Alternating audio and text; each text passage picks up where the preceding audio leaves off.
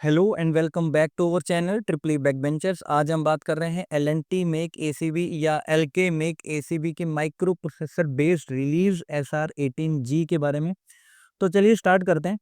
देखिए, बेसिकली आज की वीडियो का जो हमारा एजेंडा है वो है कि सबसे पहले हम समझेंगे basic introduction, then how to set the current LSIG in release. उसके बाद हम समझेंगे how to do the neutral protection setting and behaviour of power LED, मतलब मैं इसके बारे में बात कर रहा हूँ, ठीक है। और उसके बाद फैक्ट्री सेटिंग क्या होती है, ठीक है। एंड उसके बाद how to reset the fault and at last कि जब भी हम इस रिलीज की सेटिंग करें तो क्या क्या सावधानियां हमको रखनी चाहिए, सिंपल। तो चलिए स्टार्ट करते हैं इंट्रोडक्शन से, ठीक है। रिलीज का जो ये वाला जो पार्ट है, ठीक है, यहाँ पे मेरा है long time, short time, ground fault and instantaneous. इसी को ही मैं बोल रहा हूँ LSIG। LSIG मैं इसको क्यों बोल रहा हूँ, क्योंकि क्योंकि देखिए ये मेरा है L, this is represent S, this is represent I and this is represent G। ये मेरा पूरा बन जाता है LSIG, ठीक है। और LSIG पे ऑलरेडी एक कंप्लीट वीडियो हमने बनाई है जिसका लिंक नीचे डिस्क्रिप्शन बॉक्स में है, आप जाके पूरा कंसेप्ट आप समझ सकते हैं, ठीक है। इसके बाद ये जो सेट ऑफ एलईडीज है वो मेरा रिप्रेजेंट करता है overload, short circuit, ground fault and instantaneous. मतलब शॉर्ट टाइम जो है उसका मतलब है यहाँ पे शॉर्ट सर्किट, ग्राउंड फॉल्ट का मतलब है ग्राउंड फॉल्ट एंड इंस्टेंटेनियस मतलब काइंड ऑफ शॉर्ट सर्किट ही है, बट उसका टाइम हम जनरली रखते हैं ज़्यादा, तो उसे हम बोलते हैं इंस्टेंटेनियस, ठीक है। ये वाली जो सेट ऑफ बटन्स हैं ये मेरे काम आते हैं to identify last trip history, to check the release and to clear the fault, ठीक है। इसके बारे में हम अभी आगे डिटेल में हम बात करेंगे। और ये वाला जो पार्ट है यहाँ पे है power LED and neutral protection setting and thermal memory के ऑन ऑफ के बटन। डाउन साइड मेरा रहता है ऑफ एंड अप साइड मेरा जो भी प्रोटेक्शन है वो मेरी इनेबल हो जाती है, ठीक है। तो चलिए अब हम स्टार्ट करते हैं how to set the LSIG in release, ठीक है। अब बेसिकली नोब से होती है इसकी सेटिंग। सपोज मुझे अगर इसकी वैल्यू डालनी है 0.4 तो मैं घुमा के नोब को डाल दूंगा 0.4 पे, मेरी वैल्यू 0.4 पे सेट हो गई। इसे मुझे डालना है 7 तो घुमा के सिंपली इसको 7 पे डाल देना है। और जो भी मेरी रिक्वायरमेंट है बेसिकली मैं नोब को घुमा के मैं वहां पे उसे डाल सकता हूँ। और सेम ही मैनर में अगर मेरे को ट्रिप टाइम अगर मेरे को डालना हो तो वो भी मैं ऐसे नोब को घुमा के मैं डाल सकता हूँ, ठीक है। तो अभी आगे बात करते हैं डिटेल में। इसके बाद आप जब रिलीज की सेटिंग करने आप जा रहे हैं तो आपको पता होना चाहिए कि आपका IN क्या है, ठीक है। पहले आता था L&T, अब हो गया है LK। दोनों में से जो भी मेक आपके पास है, अगर सपोज आपके पास अगर LK है तो यहाँ पे आपको IN लिखा हुआ मिलेगा। IN यहाँ पे है 2000 एम्पियर, और अगर L&T लिखा हुआ है तो IN यहाँ पे लिखा हुआ मिलेगा। तो इस केस में आपका IN है 800 एम्पियर, ठीक है। तो मैं यहाँ पे मान के चल रहा हूँ मेरे यहाँ पे IN है 2000 एम्पियर, ताकि कैलकुलेशन करने में मुझे इजी रहे। स्टार्ट करते हैं ओवरलोड सेटिंग से, ठीक। ओवरलोड सेटिंग के बारे में हम बात करेंगे, मतलब हम बात कर रहे हैं लॉन्ग टाइम के बारे में। और इसका जो टाइम है वो मेरा फॉलो करता है इनवर्स कर्व को। मतलब जैसे जैसे मेरा करंट इंक्रीज होगा मेरा ट्रिप टाइम अकॉर्डिंगली कम होता चला जाएगा, ठीक है। और इसका जो ट्रिप टाइम है वो मेरा सेकंड में है। मेरे को पता लगा कैसे, यहाँ पे आप ध्यान दीजिए, यहाँ पे लिखा हुआ है S@6 IR। IR क्यों लिखा हुआ है, क्योंकि IN का जब हम उसको मल्टीप्लाई करेंगे, वैल्यू कम करेंगे तो मेरा वो बन जाएगा IR। और यहाँ पे देखिए, यहाँ पे लिखा हुआ है मल्टीप्लाई ऑफ IN। अभी सपोज मैं मान लेता हूँ कि मेरा यहाँ पे वैल्यू है 1000 और मेरे को 1000 के हिसाब से इसे करना है सेट। तो मैं क्या करूंगा, IR की वैल्यू निकालने के लिए actual load divided by IN। Actual load मेरे यहाँ पे है 1000 डिवाइडेड बाय 2000, वैल्यू आ गई 0.5। तो इस नोब को मैं यहाँ पे डाल दूंगा 0.5 पे ऐसे। सेम अगर मेरा होता 800 तो वैल्यू आती 0.4, अगर होता 1250 तो वैल्यू आती 0.625। बट 0.625 मेरा यहाँ पे नहीं है, तो मुझे इसे डालना पड़ेगा 0.60 पे। क्लियर हो गया यहाँ तक। इसके बाद हम बात करते हैं आगे टाइम की। टाइम में सपोज मैंने यहाँ पे कर्व चूज करा 0.5। 0.5 में क्या बात कर रहा हूँ मैं आपको दिखा देता हूँ एक बार। 0.5 ये है यहाँ पे 0.5, ठीक है। तो क्या होगा, 0.5 वाला जो कर्व है वो मेरा यहाँ पे एक्टिवेट हो गया। अभी मेरा जो करंट है, मैंने माना कि यहाँ पे 3 टाइम्स मेरा करंट फ्लो हुआ, तो 3 टाइम जब करंट फ्लो हुआ तो मेरा वो इंटरसेक्ट करेगा यहाँ पे, तो ट्रिप टाइम मेरा क्या आएगा, ट्रिप टाइम मेरा आएगा अप्रोक्सीमेट 6 सेकेंड। मेरा करंट मल्टीप्लायर होता अगर 2 टाइम्स होता तो और ऊपर जाता, तो उसका ट्रिप टाइम कितना हो जाता, 30 सेकेंड। मतलब जैसे जैसे आपका करंट बढ़ेगा ट्रिप टाइम आपका कम होता जाएगा। और कम हम इसको कर लेते हैं, सपोज मैं इसको कर लेता हूँ 9 टाइम्स। जब मैंने इसको 9 टाइम्स करा तो अप्रोक्सीमेटली और कम हो गया, ठीक है। तो ये है मेरा I²T। अगर आपको टाइम डिस्क्रिमिनेशन अगर डालना है तो उस केस में I²T बेसिकली मेरा काम आता है। इसके बाद हम बात करते हैं शॉर्ट सर्किट के बारे में। शॉर्ट सर्किट मतलब शॉर्ट टाइम, मिनिमम रेंज है 2, मैक्सिमम है 10। और इसमें देखिए टाइम जो है वो 2 हिस्सों में डिवाइडेड है ऐसे। ये वाले हिस्से में I²T ऑन है और इस वाले हिस्से में I²T ऑफ है। मतलब अगर नोब अगर मेरा इस तरफ रहेगा तो जैसे जैसे करंट बढ़ेगा ट्रिप टाइम मेरा कम होता जाएगा, और अगर नोब अगर मेरा इस साइड रहेगा तो जो वैल्यू मैं डालूंगा वो उसी टाइम में ट्रिप होगा। अब इसको चार्ट की हेल्प से आगे समझेंगे, पहले देख लेते हैं कि सपोज अगर मैं इसको 6 टाइम अगर मैं डाल देता हूँ तो मेरी शॉर्ट सर्किट की वैल्यू क्या हो जाएगी, यहाँ पे 12,000 एम्पियर, ठीक है। 4 टाइम्स डाल देता तो मेरी वैल्यू हो जाती है यहाँ पे 8,000 एम्पियर। क्लियर है। अभी हम आ जाते हैं चार्ट पे। अगर I²T ऑन है सपोज, ठीक है। अभी एक चीज और मैं आपको दिखा देता हूँ, यहाँ पे आप ध्यान दो, यहाँ पे लिखा हुआ है मिली सेकेंड, मतलब ये जो टाइम है वो मिली सेकेंड में है। At the rate of 10 IN, 10 IN जब जाएगा तो ऊपर जो मैं वैल्यू सेट करूंगा उसी में ही वो ट्रिप हो जाएगा। अभी देखो चार्ट में देखते हैं। सपोज मैंने यहाँ पे कर्व चूज करा 20 मिली सेकेंड, थोड़ा सिंपल हो जाएगा, ठीक है। 10 टाइम्स करंट गया, यहाँ पे ट्रिप टाइम कितना आ गया, 20 मिली सेकेंड।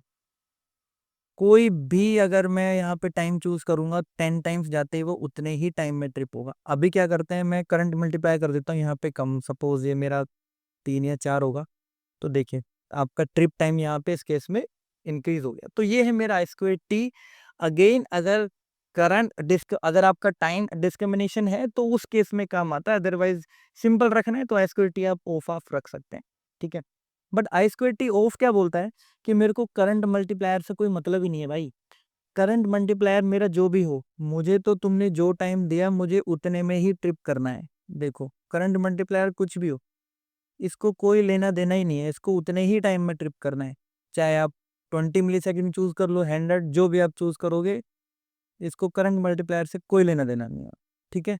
इसका ट्रिपिंग टाइम मेरा है 40 मिली सेकेंड, और इसका है +20% के आसपास।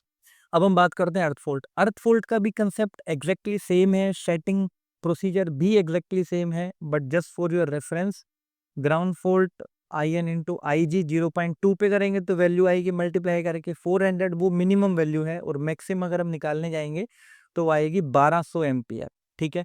इसमें भी ये 2 हिस्सों में डिवाइडेड है, पहला है I²T on and second one is I²T of. और इसमें ये सेकंड में है या मिली सेकंड में वो यहाँ से पता लगेगा, देखिए सेकंड × 4IG, मतलब 4 टाइम्स जब भी जाएगा वो जो भी हम इसके अंदर I²T ऑन के केस में जो वैल्यू डालेंगे एग्जैक्टली उसी टाइम में ट्रिप हो जाएगा। अदरवाइज जैसे जैसे करंट बढ़ेगा ट्रिप टाइम कम होगा, करंट कम होगा ट्रिप टाइम बढ़ेगा, वाइस वर्सा, ठीक है। I²T on and I²T of का चार्ट अभी आपके सामने है, और यहाँ पे मैं मान लेता हूँ 5 to 6 टाइम्स सपोज हमारा करंट गया। तो करंट जब गया तो अगर हमने 100 मिली सेकेंड पे डाला था तो सेम ट्रिप हो गया, 200 पे भी सेम ट्रिप हो गया। अगर मैं मान लेता हूँ अगर वो 1.5 या 2 टाइम्स गया तो अब देख सकते हैं यहाँ पे टिपिंग टाइम ज़्यादा है, ठीक है। उसके बाद I²T ऑफ को मैंने आपको पहले ही बताया कि इसको करंट मल्टीप्लायर से कोई लेना देना ही नहीं है, जो टाइम आपने डाल दिया उसको उसी टाइम में ट्रिप होना है। तो ये तो हो गया अर्थ फोल्ट के बारे में। अभी हम बात करते हैं इंस्टेंटेनियस। इंस्टेंटेनियस भी काइंड ऑफ मेरा शॉर्ट सर्किट ही है, बट जब भी इसकी सेटिंग करनी है आपको ध्यान रखना है कि इसकी वैल्यू शॉर्ट सर्किट से ज़्यादा रखनी है। अगर आपने उसको 6 पे रखा है तो डेफिनेटली ये 6 से ज़्यादा ही होना चाहिए, 8, 10, 12 जो भी आपकी रिक्वायरमेंट है, बट 6 से आपको इसको ज़्यादा रखना है, ठीक है। और इसमें यहाँ पे इसको ऑफ करने का भी ऑप्शन है, ठीक है। इस केस में क्या रहता है, जो ट्रिपिंग टाइम रहता है वो विद इन 35 मिली सेकेंड के अंदर अंदर आपका ACB ट्रिप हो जाता है, ठीक है। तो फिर भी एक बार मैं बता देता हूँ, 2000 इंटू 6 करेंगे तो 12,000, वो सिंपल मल्टीप्लाई है, कुछ भी नहीं है, न्यूट्रल। इस केस में क्या है, ये यहाँ पे मैंने आपको हाईलाइट करके दिखाया है। देखिए थर्मल मेमोरी ऑन ऑफ का ऑप्शन है, और जो ये वाला जो डिप स्विच है यहाँ पे अगर ये मेरा अप हो जाएगा तब उसी केस में ही मेरा न्यूट्रल प्रोटेक्शन इनेबल होगा, अदरवाइज न्यूट्रल प्रोटेक्शन मेरा डिसेबल ही रहेगा। अगर ये मेरा डाउन है और इन दोनों को अगर मैं अप भी कर दूं तब भी मेरा न्यूट्रल प्रोटेक्शन ऑफ ही रहेगा। ये ऑन करने के बाद ही मेरा न्यूट्रल प्रोटेक्शन ऑन होता है, ठीक है।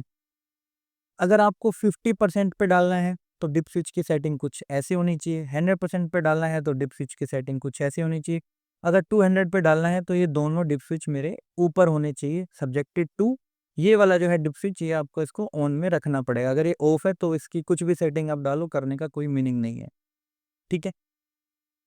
इसके बाद हम बात करते हैं, देखो थर्मल मेमोरी। थर्मल मेमोरी बहुत ही सिंपल कंसेप्ट है। सपोज आपका ऑपरेटिंग टेम्परेचर 60 है, एक बार आपका एसीबी ट्रिप हुआ, मैंने मान लिया यार ट्रिप में आपका जो ट्रिप टाइम आया फॉर एन एग्जांपल 8 सेकंड आया। अगर थर्मल मेमोरी ऑन है, सेम फोल्ड दोबारा आ गया, तो अभी जो ट्रिप टाइम आएगा वो 1 सेकंड नहीं आएगा, वो कम हो जाएगा, कम वो 6 भी हो सकता है, 4 भी हो सकता है, वो डिपेंड करता है, ठीक है।